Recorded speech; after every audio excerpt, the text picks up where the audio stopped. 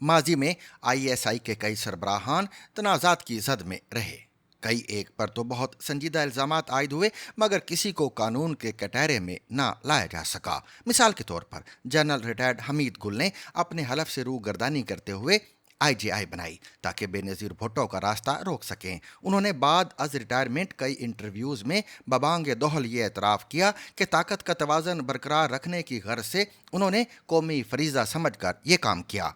इसी तरह general retired Asad Durrani Mehran bank scandal की जद में आए। असगर खान केस में उन्हें अदालतों में पेश होना पड़ा। 90 की दहाई में सियासतदानों में रकूम तकसीम करने के इल्जामात साबित हो जाने और अदालती अहकामात के बावजूद उनके खिलाफ कोई कानूनी कार्रवाई ना हो सकी, क्योंकि उनका मौक़िफ़ है कि अपनी मर्जी से उन्होंने कुछ नहीं किया बल्कि सदर ममलकत और आर्मी चीफ के अहकामात की तामील की। जनरल इशफाक परवेज़ कियानी के कार खास लेफ्टिनेंट जनरल शुजा पाशा के हंगामा खेज दौर में कई अहम वाक़यात रूनमा हुए। मसलन मुंबई बम धमाके, रेमंड डेविस का मामला, एबट आबाद ऑपरेशन और फिर मेमोगेट स्कैंडल। ताहम उनका काबिल जिक्र कारनामा प्रोजेक्ट इमरान का आगाज था।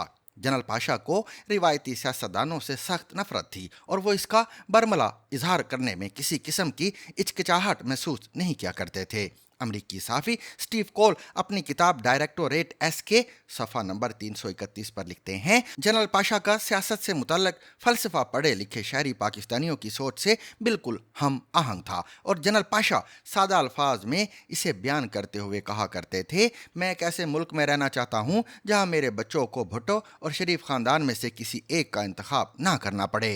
जनरल पाशा ने अपने इस सियासी फलसफे और पसंद नापसंद को महज सोच तक ही महदूद ना रखा, बल्कि अमलन इन दोनों सियासी जमातों यानी मुस्लिम लीग नून और पीपल्स पार्टी को सियासत से आउट करके एक तीसरी सियासी कुव्वत को मुतारिफ करवाने की कोशिश की।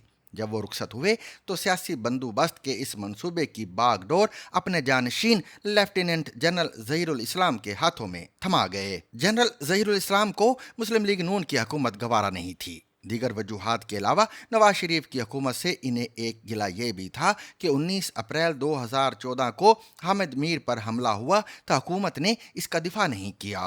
वफाकी वजीर परवेज़ रशीद अयादत करने पहुंचे और ये कहकर वाज़े पैगाम दिया कि हम गुलेल वालों के साथ नहीं बल्कि दलील वालों के साथ हैं।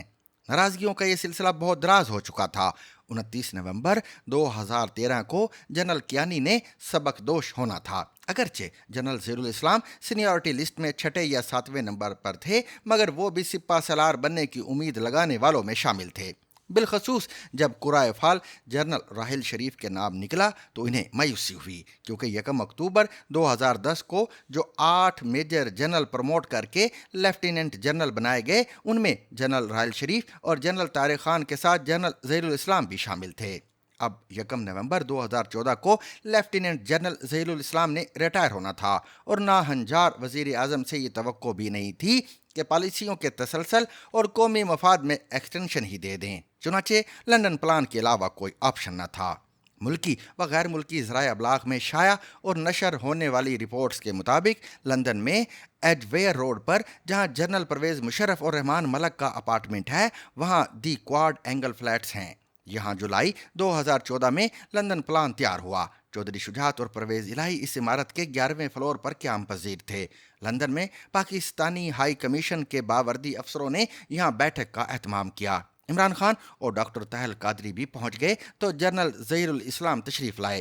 तय हुआ कि इस्लामाबाद की तरफ यलगार की जाए। ये खुफिया मुलाकात ख़त्म होने पर सब शुरुका बाहर निकले तो सीनियर साफ़ी मुर्तज़ा अली शाह से लिफ्ट में आमना सामना हो गया। जनरल ज़हीरुल इस्लाम के पसीने छूट गए। जियो न्यूज़ के ब्यूरो चीफ मुर्तज़ा अली शाह को कहा गया, आप ऐसे समझें जैसे कुछ नहीं देखा, इस मुलाकात को रिपोर्ट नहीं करना। इसके बाद ईस्ट लंदन और फिर एडवेयर रोड के करीब ही एक दफ्तर में सऊदी हुकाम से लंदन प्लान के हवाले से खुफिया मुलाकात हुई। इमरान खान ने पाकिस्तान वापस आते ही 15 जुलाई 2014 को बनी गाला में पार्टी की कोर कमेटी का इजलास बुलाया और 14 अगस्त को इस्लामाबाद की तरफ आज़ादी मार्च का ऐलान कर दिया।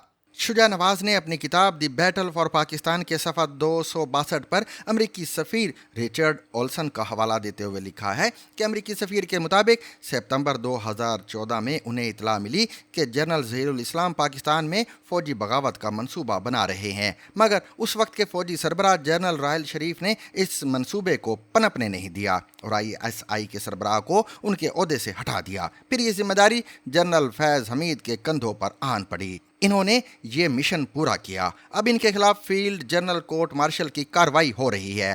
اگر دوران سروس ان کے کارناموں پر بات ہوگی تو وہ اپنے دفاع میں یہی کہیں گے کہ وہ یہ سب کچھ اپنی مرضی سے نہیں کر رہے تھے، مگر بعد از ریٹائرمنٹ سرگرمیوں پر وہ یہ موقف اختیار نہیں کر سکتے، لہٰذا وہی پھندا تیار کیا گیا ہے جو بآسانی ان کے گلے میں فٹ آ جائے۔